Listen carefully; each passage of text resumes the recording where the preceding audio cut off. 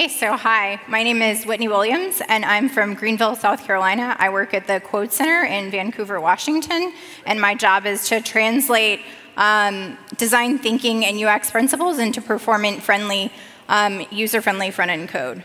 So why am I here today? I'm here to spark a conversation about the legacy of the JavaScript community. And I've talked to a lot of you already about what does this mean and what is your talk about? And I've given away a little piece of it.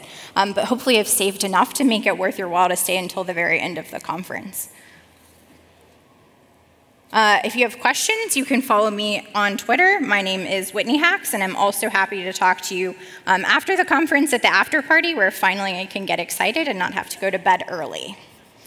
So I'd like to start with a story, and the story is pretty simple. So when I was a little girl, every morning I was really terrible at brushing my hair. And that seems like, oh yeah, how does this fit into a JavaScript conference? I promise it's coming. So when I was little, I was really terrible at brushing my hair.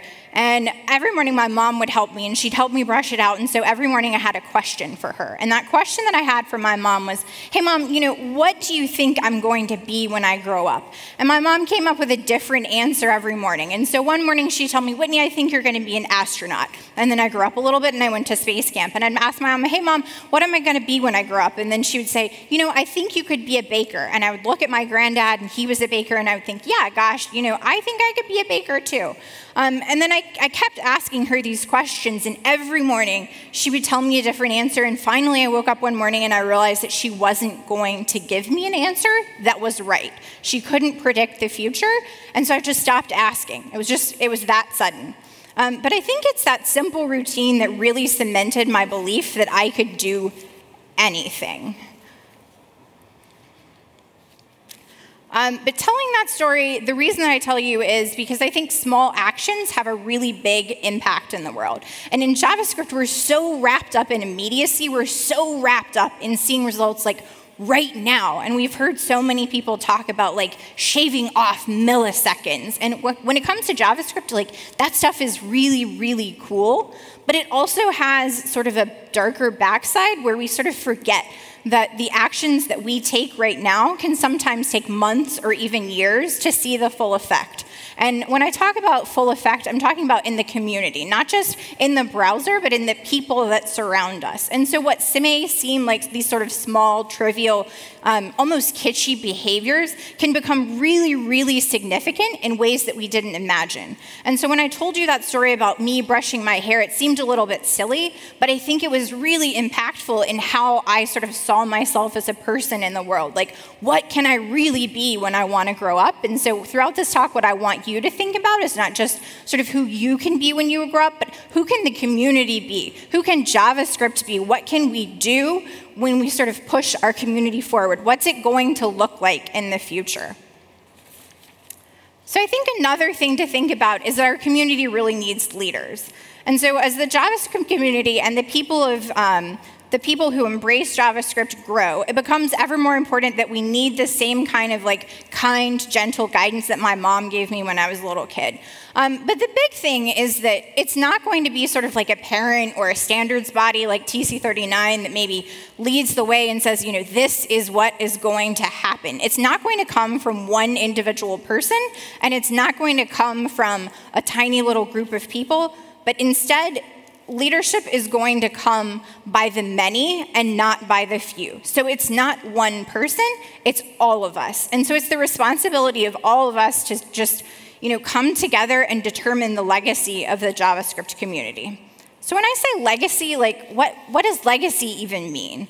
I think a lot of times in software, we tend to associate the word legacy, and specifically legacy in the sense of code, as being old, as being broken, as being irrelevant, as being something that's really almost always negative. When was the last time that you heard someone talk about legacy software in a really great and exciting way, and they were like, gosh, I really can't wait to get this on my machine working? And I think that's sort of sad, because originally, when the word legacy originated in the 14th century, it had a completely different meaning. And so that meaning was a lot more affirmative, a lot more positive, and it was this: a body of persons sent on a mission. So what I'd like to think of when I refer to legacy is that this is who we are as JavaScripters. We are a body of persons sent on a mission to shape the world, not just through our code, but also by our vision for the future of the language and the people that surround it. So seeing ourselves in this way, like seeing ourselves as part of this living legacy, as stewards of the greater good, is critical for two really important reasons: agency and empowerment. And when I say agency, what I mean is that we don't need to wait for the permission of someone else to make a change or to lead or to take charge. And so this ability to shape the direction and influence the future of our community, like that's super impactful. And this direction is just, it's incredible. And when I talk about empowerment, what I mean is that it ensures that by being active participants rather than passive bystanders, we don't leave the hard work of caretaking, the hard work of inclusion, and the hard work of community to others. Like, this is everybody's job. This is my job. This is your job. This is everybody's job. That is the price you pay for being a member of the JavaScript community. So when I say legacy, I'd like to just really boil it down into two simple things, two simple words, and that's people and purpose.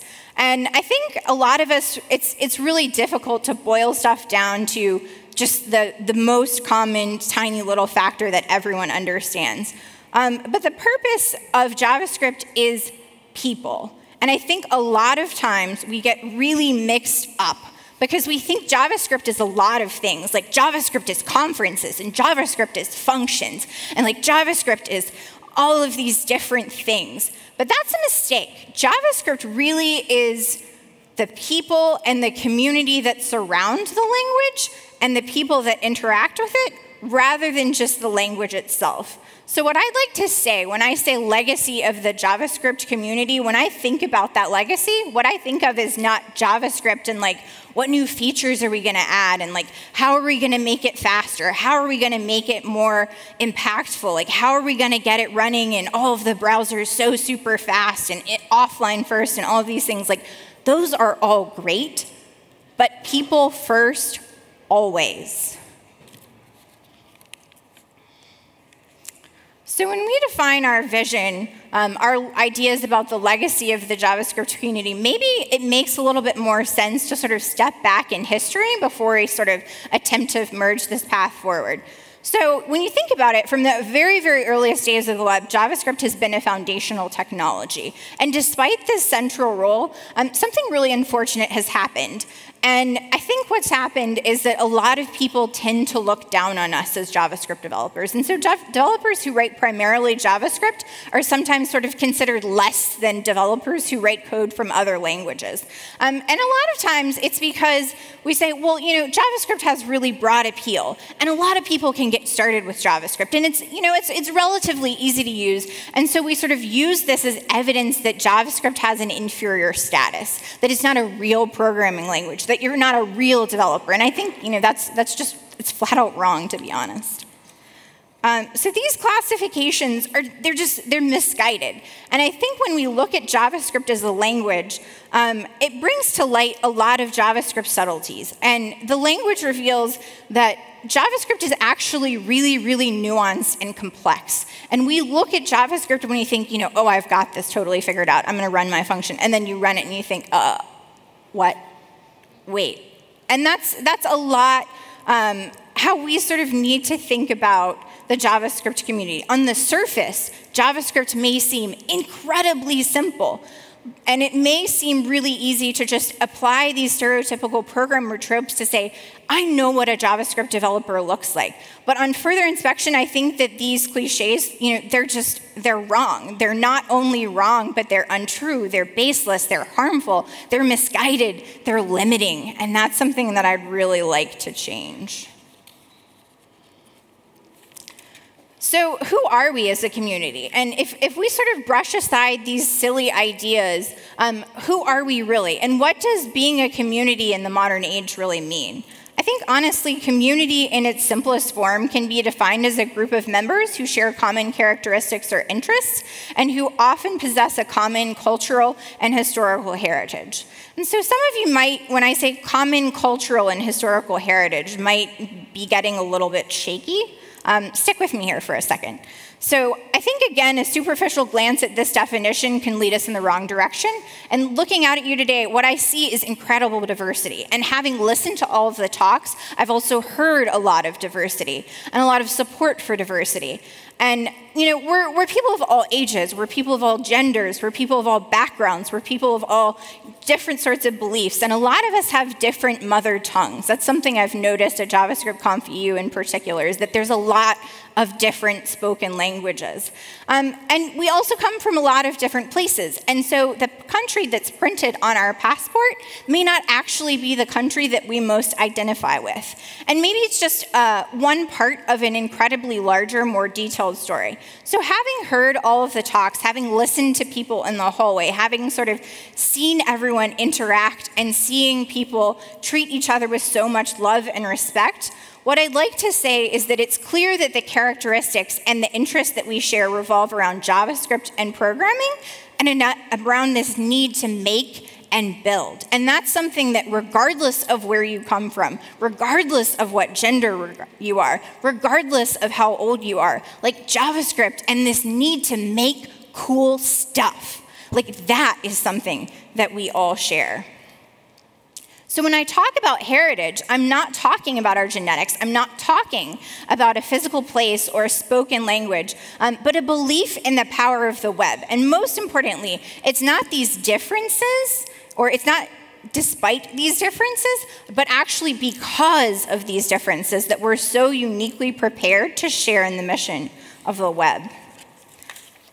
So the web is here to stay, and because of that, we as JavaScripters, as individuals and as a community, we're obligated to sort of create and maintain the culture, the ideas, the beliefs that will be carried forth by the next generation of JavaScripters, and those in a future that's so distant that we can hardly imagine what it's going to become. So the culture that we create today is going to go forth and shape the next generation of JavaScripters, whether we actually intend for it to or not. That's something that's going to happen.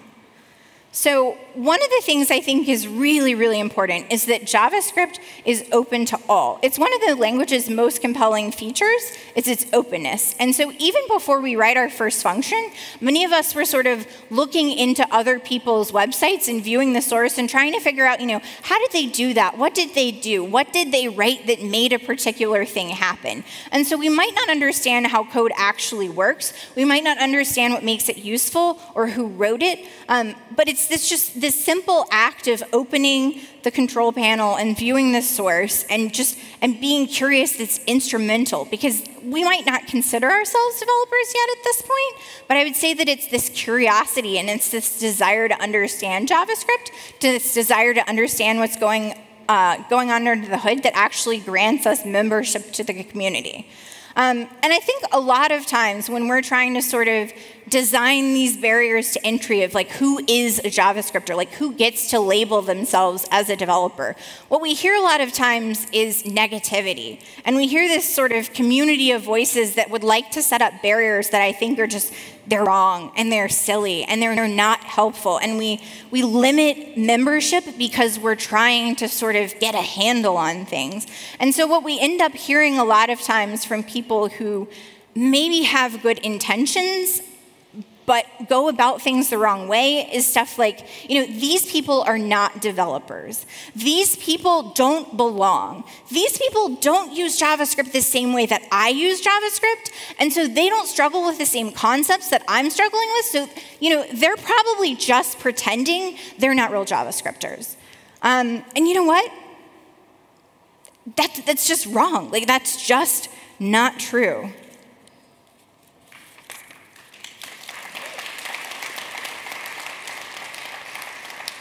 So when they feel as though defining the JavaScript community in such a broad way is problematic, why is that? Like, why are we trying to figure out who we are? Like, why are we trying to all figure out, like, who are our people? Well, really, that's finding your community. That's human nature, and that's okay. It's okay to want to know that you belong.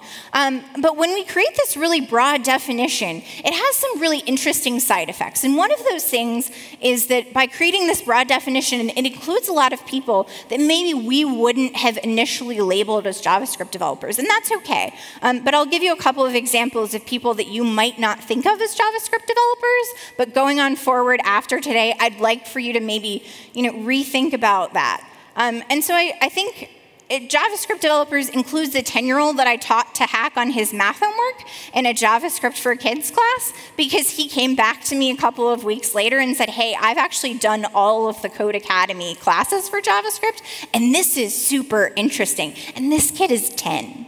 Like, holy cow. That's phenomenal. And I think that, the JavaScript community also includes people like designers who are maybe writing CSS most of the time, and they can write, just enough JavaScript to get the stuff working. And we may not think of them as JavaScript developers, but we should. And I think it also includes people who are writing JavaScript, sort of maybe on the side, part-time, and it's not a career for them. And maybe they're in college, or maybe they're in code school, and they're looking for a new career. When I said code school, maybe some of you sort of thought, I don't know about that. But when I say code school, what I don't mean is that students become members as soon as they graduate. What I actually mean is not that they've built their first website or that they've finished. I mean on the very first day of class. Like, becoming a member of the JavaScript community is not something that magically happens because someone granted you a privilege. JavaScript community membership happens because you got curious. You are enough. You belong here. Like, every single one of you belong here. You are enough.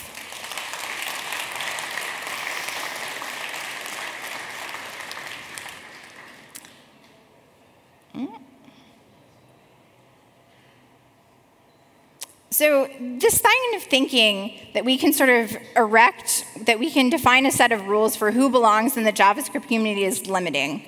And it's defeating, and it's wrong. Somehow I seem to have, whoops. So how do we lead a community that's so super diverse? How do we lead a community that's so vast? And how do we ensure that it's inclusive now and in the future? And I think that earlier when we examined the word legacy, it's time now to also examine the word leadership. And leadership really is just something pretty simple. It's an act or an instance. It's a really fleeting moment. A leader is someone who provides guidance. A leader is someone who provides direction. But let's think about that a little bit more, an act or an instance. If we dive a bit deeper, we find that leadership isn't a status that's granted after months of years of slowly gaining recognition. Leadership is something that can be fleeting, it can happen in a moment, and then it can disappear a moment later. And this definition is really incredible. When you think about it, it's actually quite empowering. Because in order to be a true leader in the JavaScript community, you don't need to be on the stage. You don't need a lot of Twitter followers, you don't need a blog, you don't need a deep understanding of JavaScript itself. And what I think it's really about is that leadership is not the loudest voice in the room. Yeah, of course, there are things like technical leadership. So researching a project and understanding the costs and benefits of different frameworks, yeah, absolutely, that's a form of leadership. Being able to speak confidently about what's the right choice for your project, that's leadership. But being a leader, showing leadership, can also be entirely non-technical. And often it can simply mean doing the right thing in the moment. And so what I'm talking about is making space for marginalized people of the community to speak. What I'm talking about is listening even when you think that you already know the best. Making the effort to use the correct pronouns for someone, not the preferred pronouns, just the ones that are right. And I think what's really important is that being a leader is not being the loudest voice in the room. Being a leader is actually not about having experience. It's just about helping others learn. It's about creating a culture where it's okay to make mistakes. It's okay to be wrong. It's okay to sort of say, hey, I don't know something. And it's not a culture where we invite retribution. It's not a culture where, we sort of start to pile on and say, oh yeah, you shouldn't have done that. What instead we want to create is a culture where we have kind, constructive feedback, where being a leader is not doing the right thing when it's easy. Being a leader is doing the right thing when it's hard, like especially when it's hard. But a thing that I'd also like to say is that, really before we continue, I want to step back and sort of think about something. And there was a really, really great talk yesterday that touched on this. And unfortunately, one aspect of the tech community is that sadly, leadership and participation are just not equally attainable to everyone. And I think that's, it's frustrating and it's sad and it's wrong. And so being here, being part of this community, being part of this conference, being part of just the world at large, the boundaries that are faced by members of the JavaScript community they're really harmful. And they're harmful not just to this one individual, but they're harmful to the entire community because they obstruct access and progress to the individual. But they sort of also create these ripple effects that we don't see until later on. Sort of like when I said, I wanted to grow up to be something and my mom couldn't predict the future. A lot of times when we talk about leadership and we talk about small actions, being nice to someone, making space for someone, letting someone speak may seem like an incredibly small thing to you in the moment. But 10 years later, it may be that tiny moment that they see as like the pinnacle of how they started to feel like they were truly part of the JavaScript community. So I think ultimately, being a part of this community, those of us with more power, with more voice, with more privilege, what we really need to do is to try and remove the barriers for other people, barriers that are both seen and unseen, but we need to remove the barriers for these people and support them and encourage them to face obstacles when we haven't had to overcome those obstacles ourselves. We can really create real change.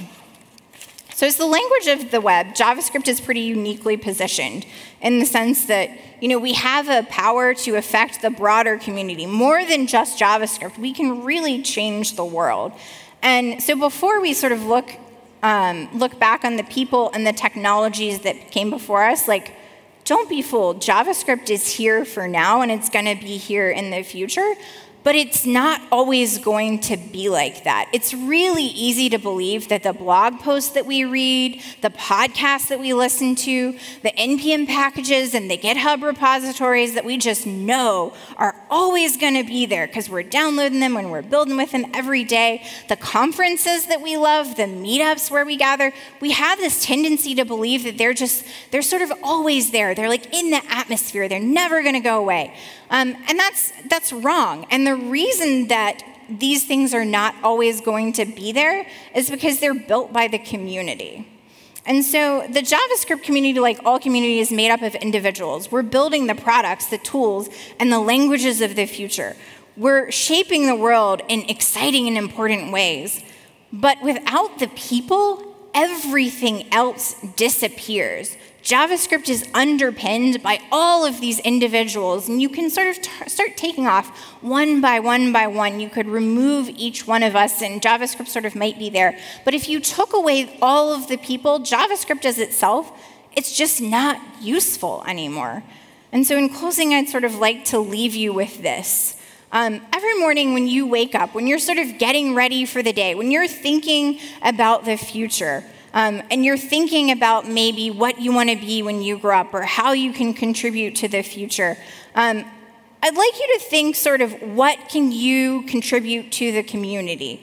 What can the community be when it grows up? And each of us possess really different skills, really different ideas on how best to go about leading. And so when you think about leading, what would you wish for our community? So the beauty of JavaScript, of this community that we've built and this technology that we love, is that by each of us as individuals, by doing our part, by leading and contributing in ways that don't actually disguise our diversity, but instead just sort of highlight it, something magical happens. JavaScript becomes this living legacy of not just the language, but of the people that built it. And so our shared vision of JavaScript as a language and our community comes to life. And what it becomes is, like I said before, this body of persons that was sent on a mission to shape the world, not just through code, but also by our vision for the language and the vision of the future for the community of people that surround it. Thanks.